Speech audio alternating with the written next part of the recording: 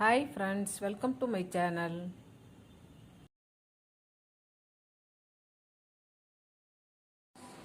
Hi friends, இன்றைக்கி என்ன செய்ய போகிறேன்னாக்கா காடை பிரியாணி பண்ண போகிறேன்.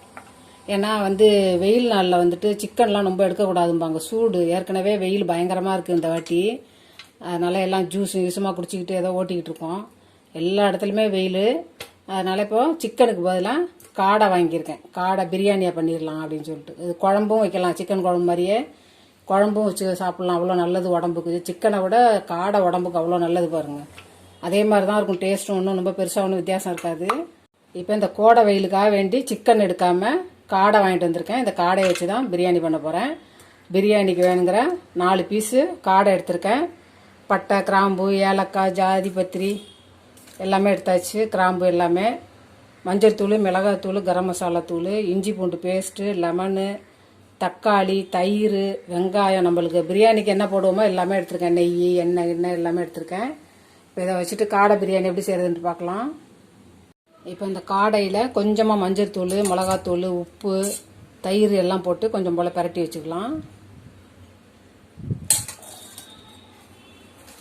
நல்லா அந்த உள்ளுக்குள்ளே இந்த மசாலாலாம் சேர்ந்துட்டு நல்லா ஊறிக்கிட்டு நல்லாயிருக்கும்.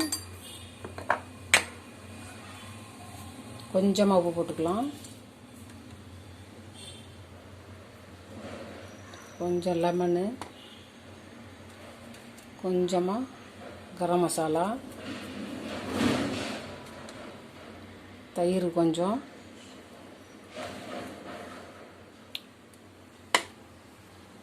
இது எல்லாத்தையும் சேர்த்து நல்லா கலந்து வச்சுக்கலாம். அப்படியே கொஞ்சம் பூண்டு, கொஞ்சம் இஞ்சி,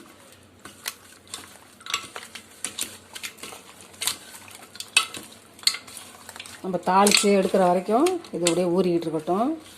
நல்லா உள்ளுக்குள்ளே போயிட்டு அந்த கார சாரமாக அந்த இஞ்சி பூண்டெல்லாம் ஊறிக்கிட்டு நல்லாயிருக்கும். அப்படியே காடை பிரியாணி தாளிச்சிக்கலாம். எண்ணெய் விட்டுக்கலாம். கொஞ்சமாக நெய்யும் போட்டுக்கலாம். எண்ணெய் காஞ்சிடுச்சு. பட்டை, கிராம்பு, ஏலக்காய் எல்லாம் போட்டுக்கலாம். வெங்காயம் போட்டுக்கலாம். நல்லா ப்ரௌன் கலராக வறுத்துக்கலாம். இப்போ வெங்காயம் நல்லா ப்ரௌன் கலராக மாறிடுச்சு. தக்காளி போட்டுக்கலாம். பச்சை மிளகா, புதினா,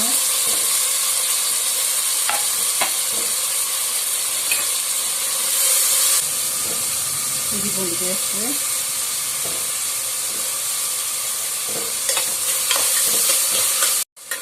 இப்போ வெங்காயம் தக்காளி நல்லா வதங்கிடுச்சு. மஞ்சள் தூள், மிளகாய் தூள், கரம் மசாலா போட்டுக்கலாம். இப்போ மசாலா போட்டு பரட்டி வச்சுருக்க இந்த காடையை போட்டுக்கலாம்.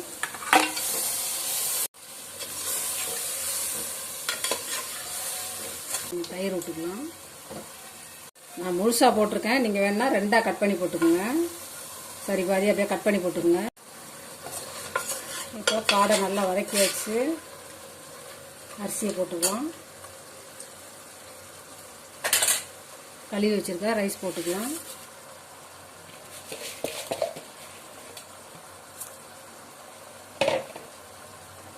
அளந்து வச்சுருக்க தண்ணி விட்டுக்கலாம்.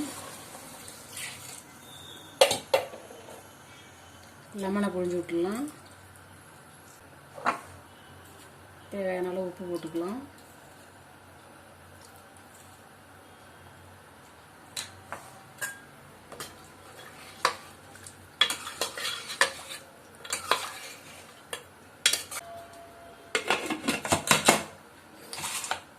மூடி போட்டு ஒரு 3 விசில் விட்டு எடுத்துடலாம்.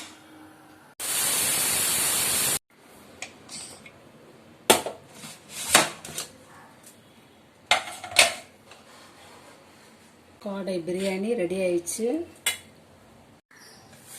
ஃப்ரெஷ்ஷாக புதினா போட்டுக்கலாம். கொஞ்சமாக நெய்யும் விட்டுக்கலாம். அப்படியே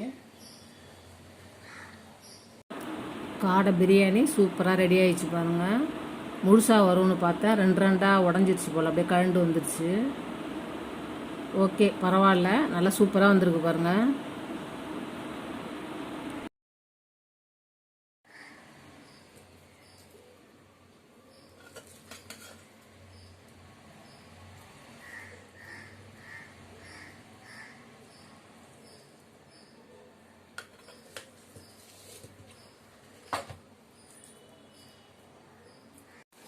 இப்போ சூப்பராக காடை பிரியாணி ரெடி ஆயிடுச்சு. நல்லா வெயில் நேரத்துக்கு நல்லா குளு குளுன்னு முட்டை, வெள்ளரிக்காய், வெங்காய பச்சடி.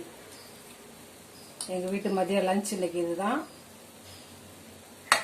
சிக்கன் வந்து ஹீட்டு தான், எல்லாருக்குமே தெரியும் சூடுன்ட்டு. அதனால் நம்ம காடை எடுத்துக்கலாம். இப்போ காடையில் குழம்பு வைக்கலாம், சிக்கன் குழம்பு மாதிரியே தான். காடையில் குழம்பு வைக்கலாம், கிரேவி வைக்கலாம், பிரியாணி பண்ணலாம், டீப் ஃப்ரை பண்ணலாம், சிக்கன் 65 மாதிரி மசாலா போட்டுட்டு அதுவும் ஃப்ரை பண்ணி எடுக்கலாம். எது வேணாலும் பண்ணலாம். காடையில் உடம்புக்கு ரொம்ப நல்லது. இந்த வெயில் நேரத்துக்கு கண்டிப்பாக ட்ரை பண்ணி பாருங்கள், நல்லாயிருக்கும். நல்லா பூ போல் வந்திருக்கு பாருங்க. அப்படி